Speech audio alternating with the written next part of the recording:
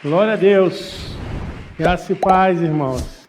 Que alegria em poder retornar a esse lugar, a essa casa, e poder estar aqui pregando. Estou aqui uns 10 domingos sem ministrar a palavra, mas lá no hospital eu sempre estava pregando, estudando, e sempre ligado, quando podia assistir até o culto.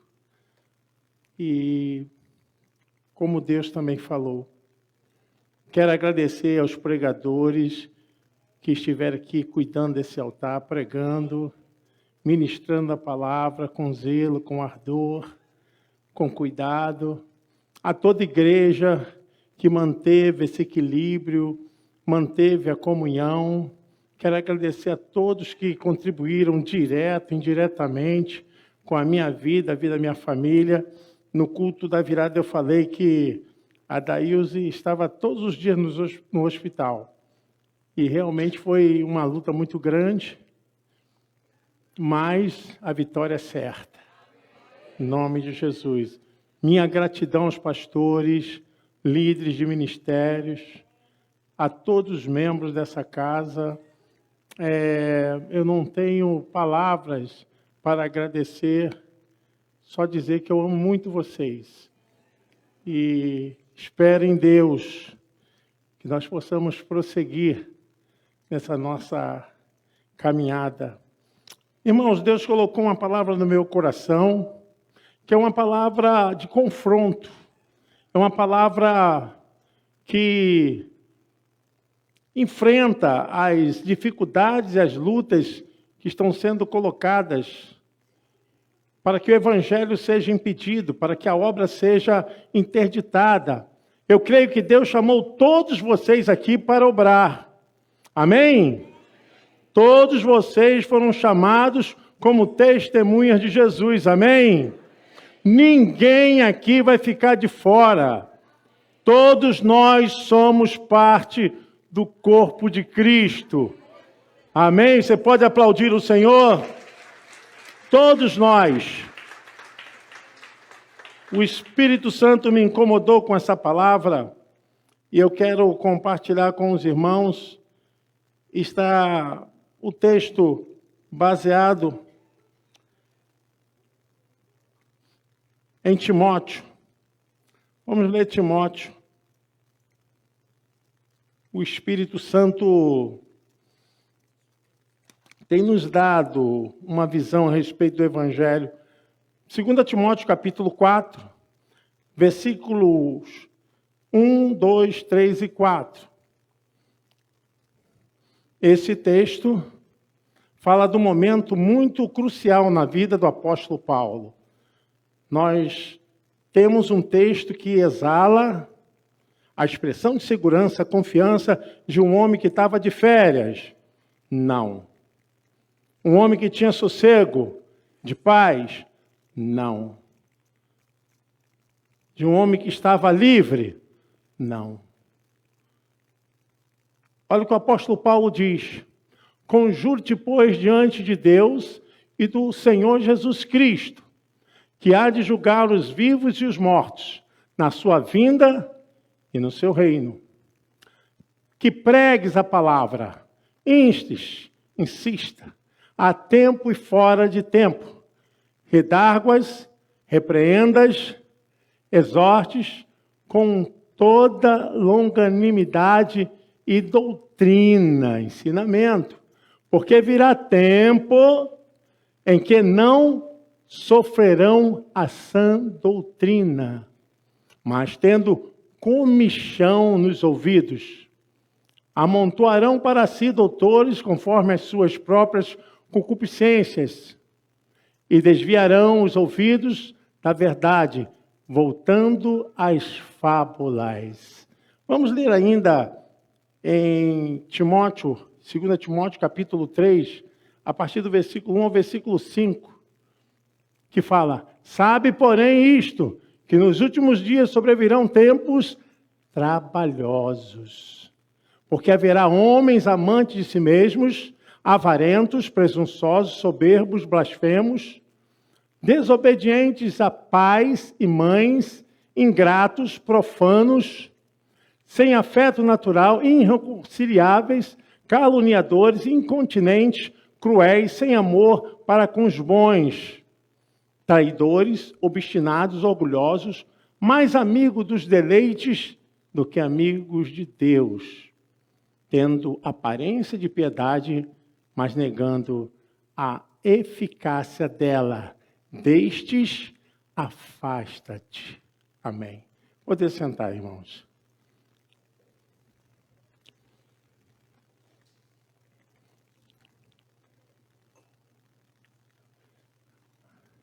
Quando o apóstolo Paulo escreveu estas últimas palavras para a igreja, através de Timóteo, ele estava numa prisão de segurança máxima, chamada Mamertina, em Roma. Era a prisão de grandes homens perigosos, aonde colocaram Paulo. Era uma prisão como se fosse um calabouço, subterrânea. O acesso até chegar à cela de Paulo, ele descia por uma corda. Era um calabouço de verdade. E esse nome foi dado, Mamertina, referente ao Deus de Marte, rei da guerra. O confronto era total. Isso acontece antes da língua pré-itálica. Paulo está nessa prisão. Ele tem um tempo curto. E ele fala da previsão futurista a respeito dos acontecimentos. Isso a gente encontra no processo da escatologia, doutrina das últimas coisas, dos últimos acontecimentos. E Paulo fala a respeito dessa condição contaminante em que os homens estariam envolvidos. Homens no sentido genérico, homens e mulheres. Paulo fala dessa infâmia, dessa condição que estaria corroendo toda a vida humana. A gente percebe como a decadência, como a construção da vida ideal humana que Deus criou vem sendo desfeita. E Paulo consegue entender como isso está acontecendo. Paulo fala dessa forma: porque virá tempo em que não suportarão a sã doutrina, mas tendo comichão, coceiras. Canal auditivo da esquerda, da direita, sendo infectados. Uma bactéria para que no mundo espiritual haja então um entrevamento, haja um bloqueio. Paulo chama isso de comichão, coceira nos ouvidos, doença nos ouvidos para não ouvir o verdadeiro evangelho. Aonde eu quero falar, irmãos? Nós estamos diante de um grande desafio. Ou nós nos posicionamos com uma mensagem da igreja primitiva, que era a mensagem da cruz, a mensagem da renúncia, de obedecer. Ou nós vamos estar atendendo às necessidades para aqueles que querem viver no pecado, para aqueles que não querem renunciar. O evangelho da cruz é o evangelho do arrependimento, da mudança, da transformação. Não existe nenhuma forma de negociação com o pecado. Se você prega, se você fala, se você ensina, e há uma obstrução nos ouvidos, se há o impedimento nos ouvidos, se o entendimento está bloqueado, se as pessoas rejeitam, se as pessoas não querem aceitar, querem transformar o evangelho de uma maneira em que vive na maior licenciosidade. Nós estamos enfrentando isso.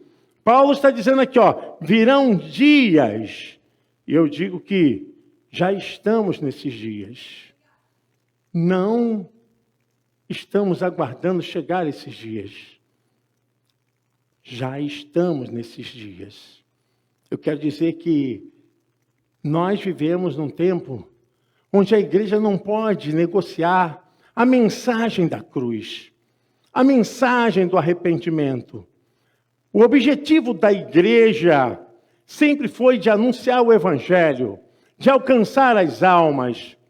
A vida da igreja é proporcionar a abertura do reino de Deus sobre aqueles que estão em trevas, na perdição, aqueles que estão desorientados, que estão oprimidos, aqueles que estão precisando de cura, aqueles que estão cegos espiritualmente. E a Bíblia diz que aqueles que não aceitam essa verdade, eles vão tentar mudar essa verdade. Vão tentar fazer com que haja uma acomodação para as suas práticas, para as suas necessidades carnais. E eu digo mais, irmãos, não tem negociação com o pecado. Não tem negociação para você vender a sua santidade, a sua vida que foi comprada com o precioso sangue de Jesus. Não podemos abrir mão disso. A verdadeira doutrina é aquela que não muda o ensinamento de Jesus.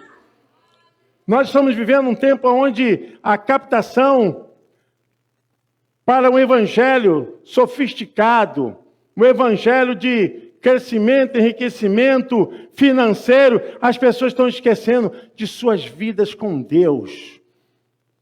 Nós estamos transformando a igreja num grande negócio. Pessoas vêm porque querem mudar de vida física, vida material, mas não querem vida de santidade. Não tem compromisso mais com Deus. O apóstolo Paulo está falando sobre isso. Que dias virão que pessoas não suportarão a sã doutrina. Seus ouvidos se encherão de comichão, coceiras, infecção. E isso Paulo está falando no mundo espiritual. Existem pessoas que não conseguem e não querem entender. Não querem mudança, não querem transformação. E essas pessoas se acomodaram a um certo estado de condição que as palavras do Senhor confrontam as suas vidas. Pecado é pecado. Pecado é pecado. Diga comigo, pecado é pecado. Santidade é santidade. Não tem negociação, não tem combinação. Nós vivemos nessa dualidade e nós precisamos de um posicionamento como igreja, como povo de Deus, como pais, como pessoas que estão na frente e liderando. Nós somos chamados para vivermos o evangelho da cruz, o evangelho da renúncia. A igreja primitiva começou com a mensagem da cruz. A mensagem da cruz significa a mensagem da nova aliança, a mensagem do arrependimento, a mensagem da renúncia, a mensagem da humildade, do amor ao próximo.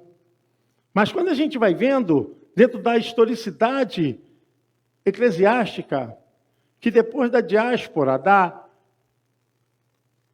distribuição e como as pessoas saíram, como as pessoas se espalharam, o evangelho foi pegando uma performance em que as pessoas concentraram o evangelho nelas.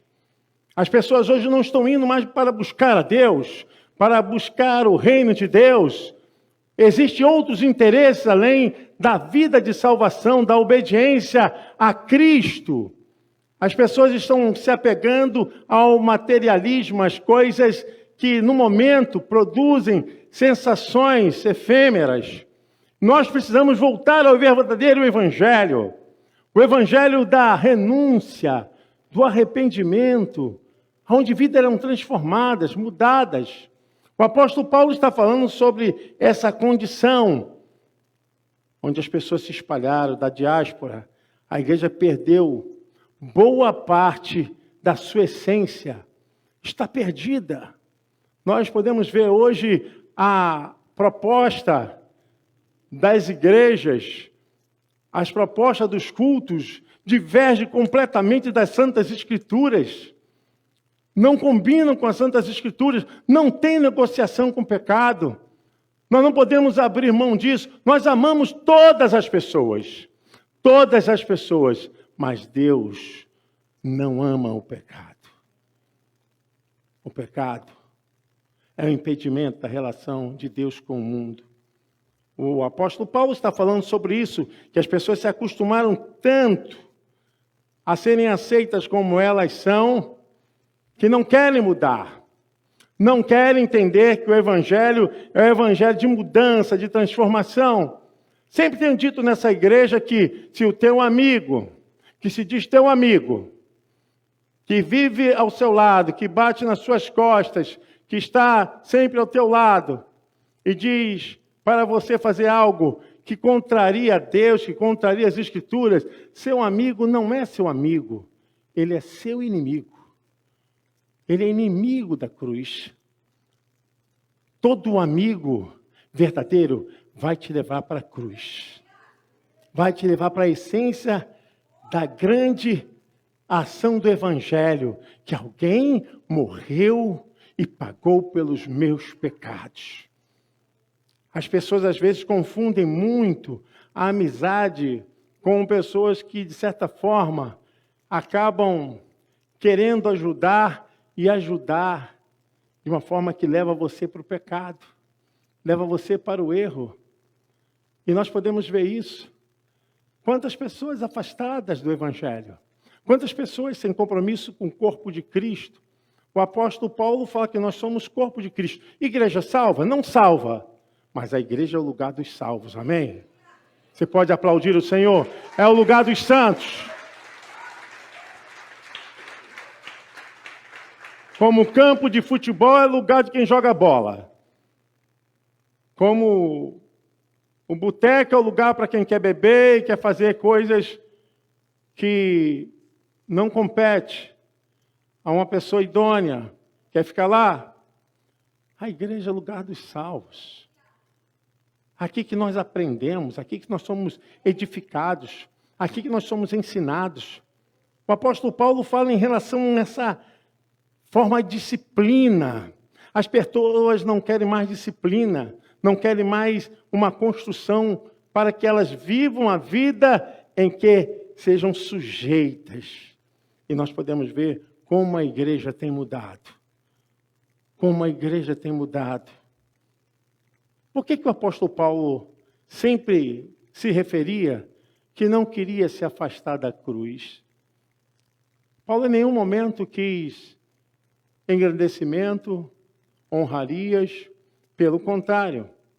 Por isso o apóstolo Paulo sempre dizia, 1 Coríntios capítulo 1, versículo 18, ele faz referência à sua mensagem, como ele estava falando. Porque a palavra da cruz é loucura para os que perecem, mas para nós que somos salvos, é o poder de Deus. Versículo 23, Bíblia, desse mesmo capítulo.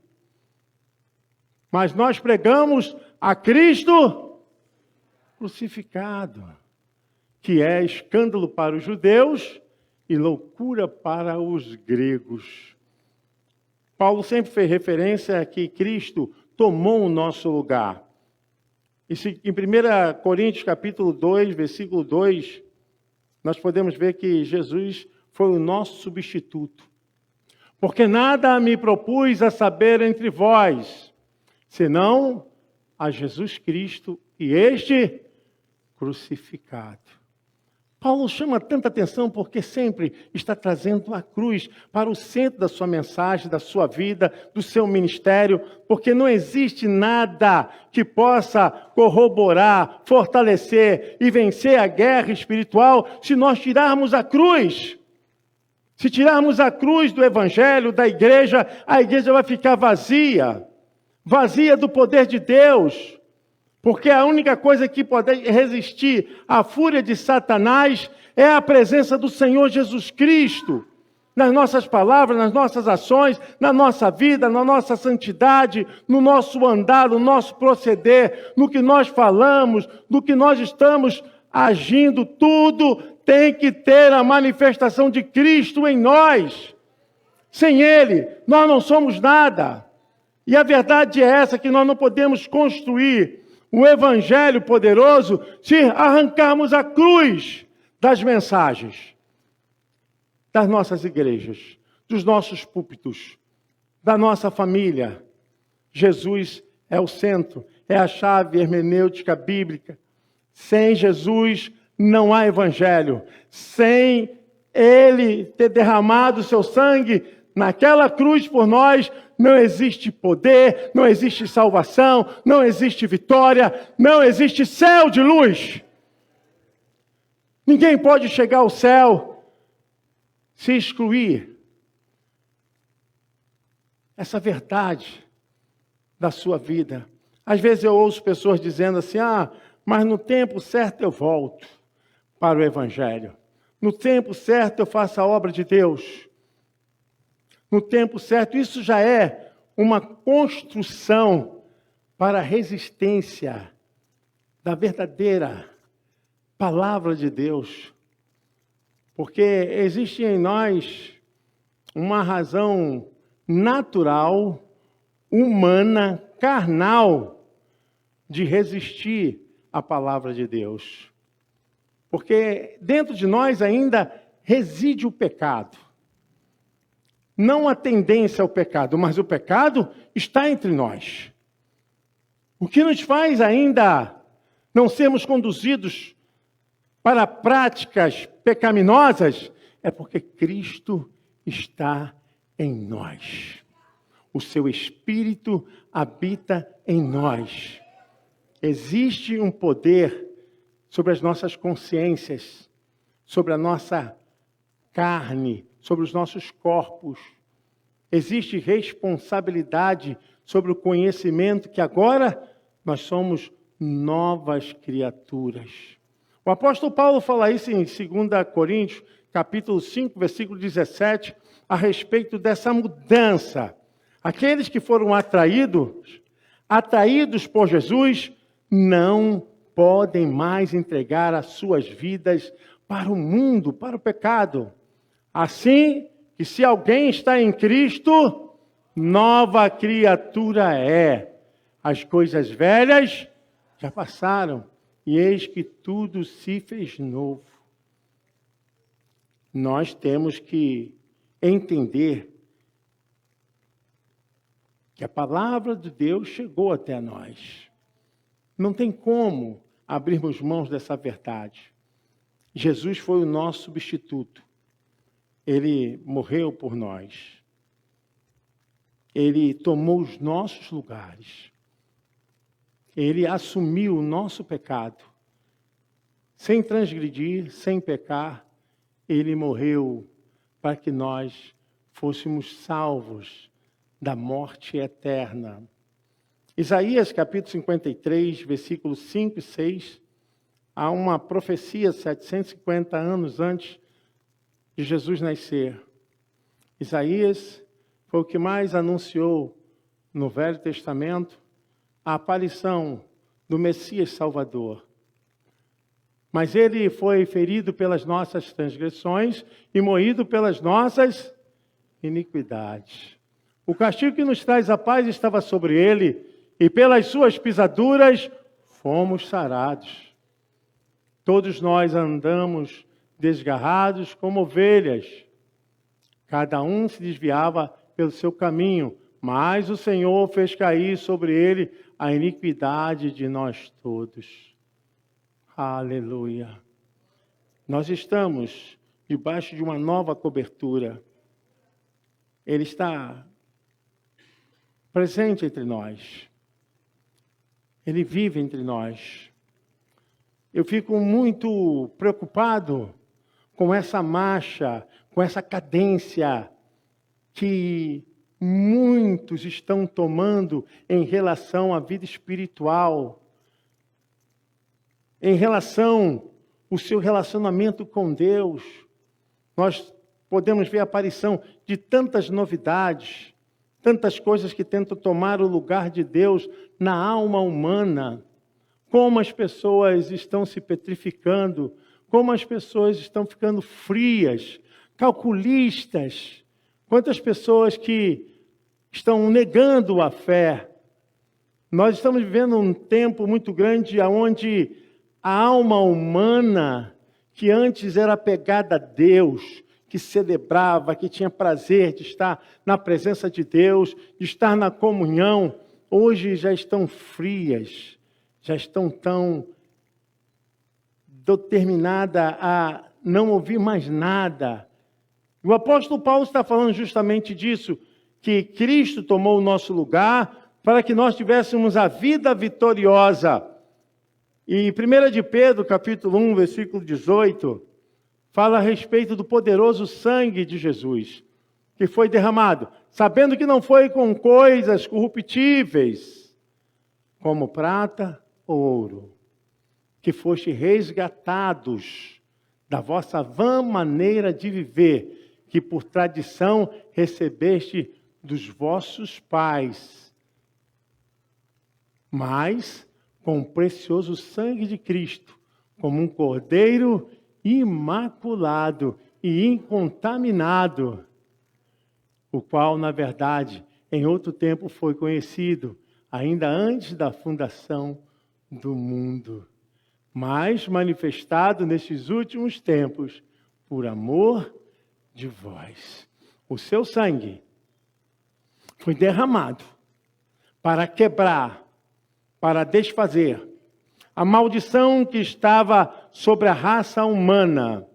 Todos nós estávamos destinados para o inferno. Todos nós estávamos destinados a um final de sofrimento. Deus, portanto, nos amar, vendo que não havia outro meio, e a forma de pagar o preço do pecado da humanidade, somente alguém com grande amor, somente alguém com grande poder poderia quebrar, anular, desfazer essa maldição. Antes, era um sangue de bode, de animais, mas agora, com o precioso sangue de Jesus. Satanás tenta jogar na cara, Satanás tenta ultrajar o ser humano, colocar vergonha. Eu quero dizer que muitas pessoas hoje estão tomando o caminho do Senhor porque se sentem incapazes. Todos nós somos incapazes. O único que é capaz é o Senhor Jesus Cristo. E Ele tomou o nosso lugar. O sacrifício que Ele fez, Ele não fez por Ele. Ele fez por nós. E o que Satanás quer fazer é mentir para você. Mentir que você não pode ser mais aceito, você não pode estar mais em comunhão, que você não pode mais voltar à sua vida de comunhão, de intimidade com Deus. Não deixe que essas coisas venham tomar e dominar a sua vida. Eu quero que fique bem claro, irmãos. Eu estou de volta pregando, maravilha, muito abençoado, mas não poderia estar aqui. Só Deus sabe. Só Deus sabe. Tenho certeza que a minha voz é uma voz profética. Deus me trouxe aqui para profetizar. Sua vida não pode continuar da mesma forma. Você foi chamado agora para reinar com Cristo. Escute o que eu vou dizer. Está muito me pesando o coração. Estamos na era dos últimos dias da igreja na terra. Isso me pesava o coração. O reino de Deus é para alcançar as almas. perdidas, embrenhadas no pecado. O reino de Deus é para deixar as 99 e buscar aquela que se perdeu, aquela ovelha perdida. O reino de Deus está aqui para mostrar o caminho. Nós estamos na última era dos dias da igreja. Em breve, a igreja será retirada da terra. Todos os sinais estão mostrando isso. O arrebatamento está próximo, igreja. O arrebatamento e a ressurreição são duas palavras distintas, mas com a mesma funcionalidade. Paulo fala sobre isso. E ele fala em 1 Tessalonicenses capítulo 4, versículos 16 e 18, a respeito disso. Nós não sabemos o dia, não sabemos a hora, mas nós devemos estar preparados, porque o mesmo Senhor descerá do céu com alarido e com voz de arcanjo e com a trombeta de Deus. E os que morreram em Cristo ressuscitarão primeiro. Depois nós, os que ficarmos vivos, seremos arrebatados juntamente com eles nas nuvens, a encontrar o Senhor nos ares. E assim estaremos sempre. Você pode aplaudir o Senhor? Vai ser rápido. Não vai demorar. Por isso que eu falo, não deixe o seu batismo para depois, não deixe a sua conversão para depois, não deixe para retornar para depois. Se reconciliar, se reconcilie logo, volte logo para Deus, largue o pecado! O pecado está na ordem do absoluto, não do relativo. Não tem problema não. Às vezes a gente vê que tem muitos que têm medo de falar a verdade para não perder membros, não perder dizimistas, cooperadores. Meu irmão, fale a verdade. Pregue a palavra. Insta em tempo e fora de tempo. Se ficar aborrecido, se ficar com biquinho, se ficar chateado, fique com a palavra. Nós estamos bem próximo do arrebatamento. Os dias estão perto. A igreja começou com a mensagem da cruz e tem que encerrar por onde começou. Você entendeu? Diga amém. A igreja primitiva começou com a mensagem da cruz, de Jesus ressurreto. As almas eram convertidas, salvas, através dessa mensagem. A igreja começou com essa mensagem e ela tem que terminar os seus dias com a mesma mensagem. Jesus Cristo é o mesmo ontem, hoje e será eternamente. A palavra, ela continua a mesma. Eu quero dizer, irmãos, que não sabemos o dia nem a hora. Precisamos estar prontos para esse maior advento sobre a face da terra, que será o arrebatamento.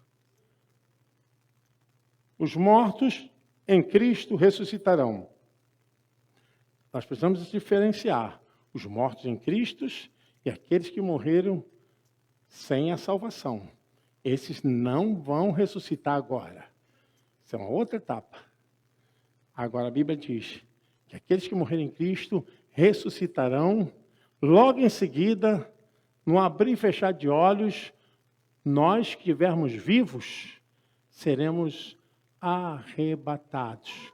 E nos encontraremos nos ares, no mesmo tempo, numa mesma frequência, para ouvirmos do Senhor: vinde benditos de meu Pai, possuí por herança o que está preparado desde a fundação dos tempos. Mais uma vez eu insisto, Largue o pecado. Não tem como negociar. Não tem jeitinho.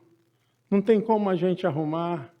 Não tem como, irmão, se está fora da palavra, está fora da palavra. Todos os prazeres carnais que te afastam de Deus, da santidade e da comunhão do corpo de Cristo, deve ser largado. O apóstolo Paulo fala em Gálatas capítulo 5, versículo 16 ao 21, a respeito daquilo que nos cerca. Uma preocupação de uma onda muito forte sobre as mentes, solapando a humanidade, e aqueles que não estão firmes com Cristo serão levados. Digo, porém, andai em espírito e não cumprireis a concupiscência da carne. Concupiscência no grego é prazer. Porque a carne cobiça contra o espírito. Há uma luta. E o espírito contra a carne. E estes opõem-se um ao outro. Não tem negócio. Vocês estão entendendo? Não tem negociação. Para que não façais o que quereis. Mas se sois guiados pelo Espírito, não estais debaixo da lei. Porque as obras da carne são manifestas, as quais são prostituição, impureza, lascívia, idolatria, feitiçaria, inimizades, porfias, emulações, iras, pelejas, dissensões, heresias, invejas, homicídios, bebedices, glutonarias e coisas semelhantes a estas, acerca das quais vos declaro, como já antes vos disse, que os que cometem tais coisas não... Se coloque de pé em nome de Jesus. Eu vou fazer aqui o que Deus mandou fazer, irmãos.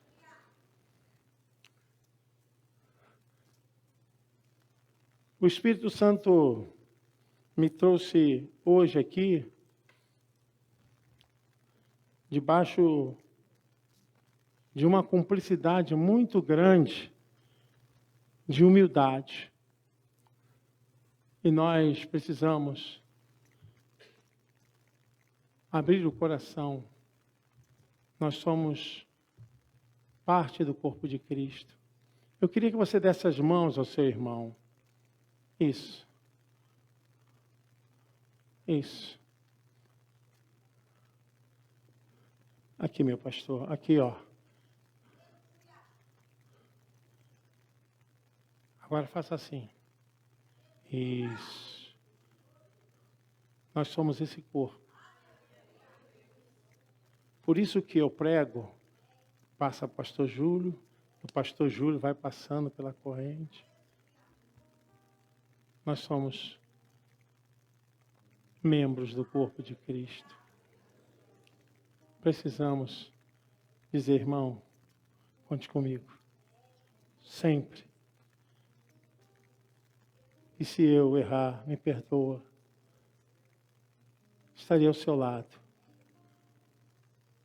É isso que nos ensina a palavra. Estarmos juntos nessa comunhão.